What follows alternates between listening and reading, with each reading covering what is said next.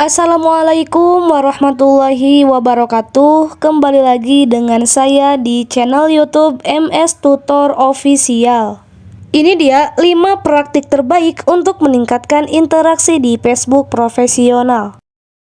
Akhir-akhir ini makin ramai ajakan untuk saling berinteraksi di konten orang lain di Facebook profesional, yaitu dengan saling tonton, saling like dan saling follow, saling berkomentar dan saling sawer bintang.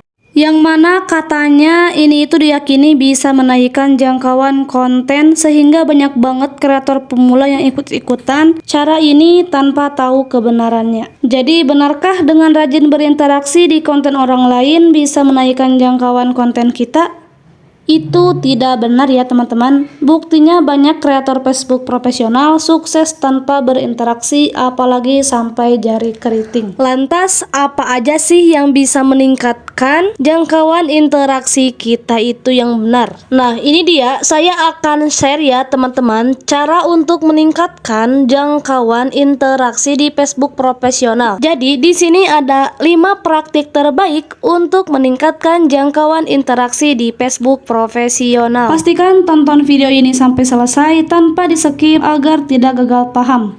Dan seperti biasa, subscribe bagi yang belum, klik ikon loncengnya, pilih semua notifikasi agar selalu update dengan semua informasi terbaru dari channel ini. Like jika teman-teman suka videonya dan share jika dirasa penting dan bermanfaat.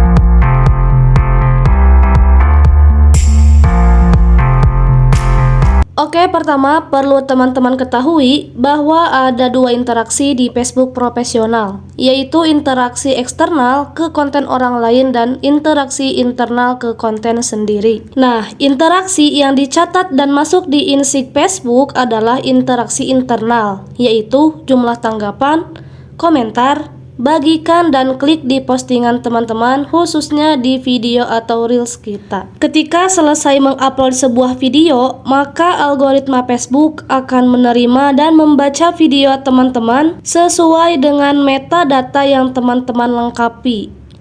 Apa saja sih metadatanya itu? Yaitu ada judul, caption, hashtag dan keterangan tertutup lainnya, yang kemudian Facebook akan mendistribusikannya ke penonton yang tepat dalam jumlah terbatas. Misalnya ke 10 atau 20 orang terlebih dahulu.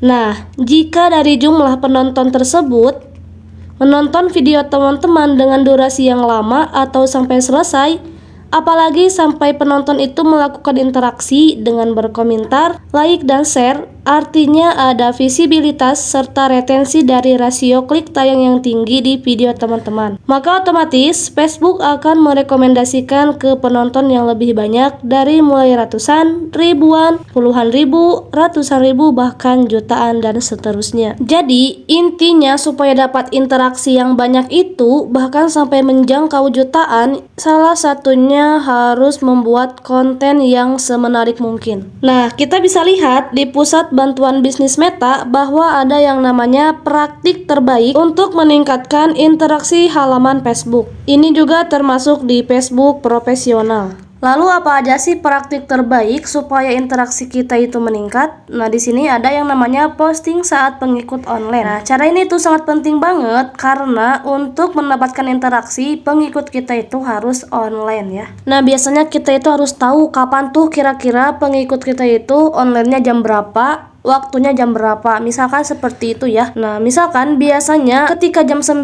sampai jam 12 itu pengikut kita itu selalu online. Nah, usahakan di jam 9 sampai jam 12 itu kita usahakan upload reel. Nah, sebelumnya udah saya share juga ya di video kemarin cara upload reel yang benar di Facebook supaya jangkauannya itu luas. Silahkan tonton ya teman-teman di video cara upload reel itu. Praktik terbaik yang selanjutnya yaitu sesuaikan frekuensi postingan. Posting secukupnya. Tingkat interaksi postingan Anda mungkin akan rendah jika sudah memposting beberapa kali ya. Nah itu. Jadi misalkan kalau jam 11 itu kita udah posting. Nah berarti jam 12 itu kita stop dulu, jangan dulu memposting. Nah paling posting lagi di jam 3. Nah, setelah jam 3 paling posting lagi di jam 7 malam. Seperti itu ya teman-teman. Jadi jangan terlalu sering memposting karena pengikut kita atau teman-teman kita yang ada di Facebook itu akan merasa bosan jika terlalu sering melihat postingan-postingan kita. Langkah selanjutnya yaitu harus menggunakan foto, video, dan visual lainnya. Nah, di sini kita itu harus memposting bisa menggunakan foto, bisa menggunakan postingan, bisa menggunakan reels dan video, bahkan siaran langsung. Nah, itu jadi salah satu faktor untuk meluaskan jangkauan interaksi kita ya teman-teman. Jadi kalau kita itu jarang memposting video, foto di Facebook, maka jangan heran jika Facebook kita itu sepi dari interaksi ya teman-teman. Langkah selanjutnya yaitu cross posting konten Anda. Maksudnya cross posting itu yaitu harus membagikan ya. Jadi kalau kita memposting di Facebook, nah kalau Facebooknya itu udah terhubung ke Instagram, nah kita itu bisa langsung membagikan dari postingan Facebook langsung ke Instagram ya. Atau selain itu, cross posting itu juga bisa ya, ketika kita membuat konten di Facebook, kita juga bisa membagikan ke beberapa banyak grup. Nah, biasanya kalau kita sudah membagikan ke grup, yang mana grupnya itu sesuai dengan postingan yang kita posting, dijamin interaksi bakalan bermunculan ya. Nah, jadi seperti itu ya langkah untuk keempatnya. Langkah terakhir yaitu langkah kelima, gunakan stories halaman. Nah, jadi kalau kita buatnya itu di fanspage atau halaman, kita juga bisa mempostingnya itu di cerita ya. Stories itu cerita. Atau kita yang menggunakan Facebook profesional, kita juga bisa menggunakan stories atau di cerita ya.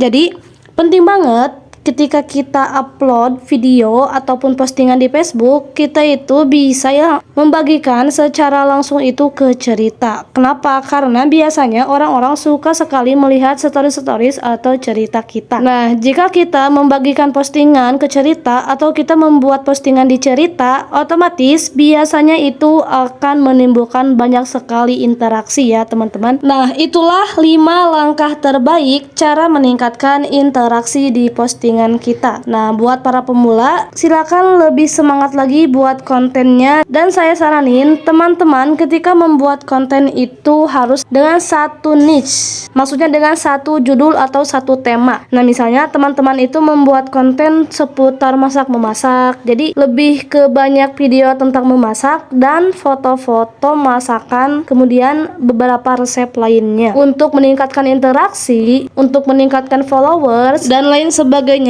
itu harus menggunakan satu niche dulu ya. Semoga video ini membantu, dan jangan lupa like, komen, dan subscribe, serta nyalakan loncengnya supaya tidak ketinggalan tutorial menarik lainnya ya teman-teman. Sekian, terima kasih. Wassalamualaikum warahmatullahi wabarakatuh.